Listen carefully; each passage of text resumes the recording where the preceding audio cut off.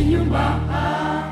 Yesu yanyitangiye, yankijije ibyaha, none ubundi ndegemvya ise ivyizigiro wazongeza kwa data, yankijuje amahoro sinzomumva inyuma. Ndakuramukije mwene data dusangiye urugendo rwo kuja mwijuru. Ndakwifurije umwaka mushasha mwiza, umwaka mushasha w'amahoro, w'intsinzi wo kunesha icaha, wo kurongorwa na mpwemu yera. Umwami wacu Yesu Kristo aguhezagire. Noneho rero umwaka mwiza nguyu turawutanguye, nguyu turawushitsemwo. Imana yacu iragahabwa icubahiro. Mwene data, naho abadayimoni boba bari barakoze ibikomeye, bakagutega imitego, bakakugwanya kugira ngo ubugingo bwawe ntibuze butambukire muri uno mwaka mushasha, noneho wawushitsemwo. Naho woba waraburaniwe bikomeye mu mwaka urenganye, ukagwara bigakomera, ukagira ibibazo bitandukanye, ukaburanirwa, ariko noneho nguyu mwaka mushasha wawugezemwo. None rero Imana yacu nishimwe iyo itadutanze ngo tube inyama z'abadayimoni.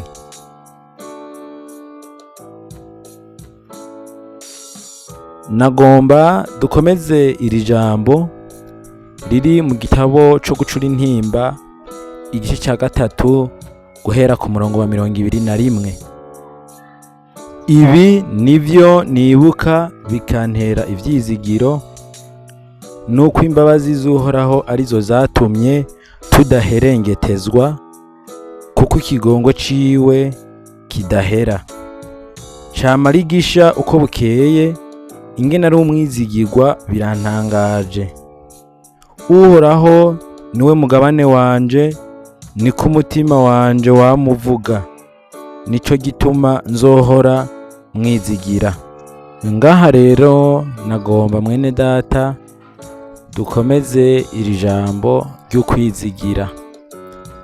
Ijambo ry'Imana rivuze ngo nico gituma nzohora ndamwizigira.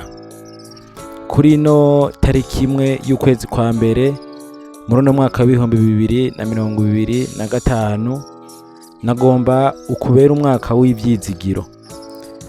Utangure wizigira Imana imisi yose igize ukwezi, uze wame wizigiye.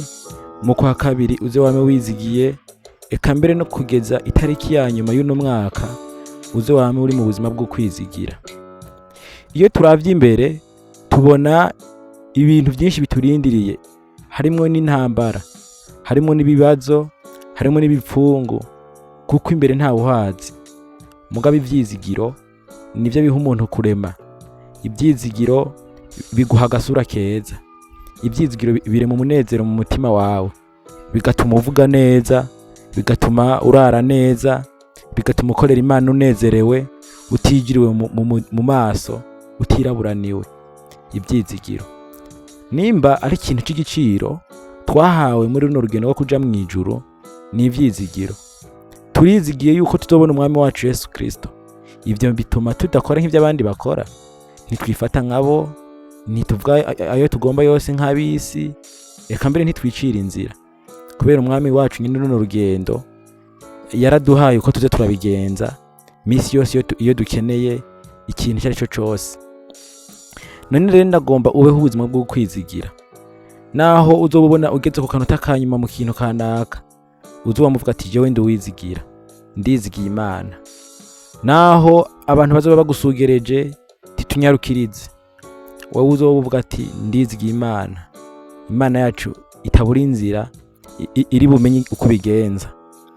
Ivyizigiro nicyo kintu ciza habo numva kuno musi wa mbere utangurira no mwaka no kwipfuriza.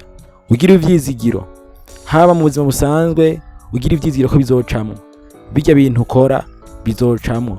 Bijya bintu bitari vyagenze neza mu mwaka uheze, ongera ugira ivyizigiro. Ongera ureme ivyizigiro, ongera ugerageze. Uvyura akanyarigabo, ube umunyenkomezi, uhagarare ushikame. Ibyo ni ivyizigiro bizoguha kunesha. Ego, ugira ivyizigiro mu Mana, ugira ivyizigiro mu mutima, ugira ivyizigiro mu vyo ukora, ugira ivyizigiro ku magara yawe, ugira ivyizigiro. Imana izaguha kunesha, Imana izoguha intsinzi. Yesu aguhezagire, Yesu aguhe umugisha.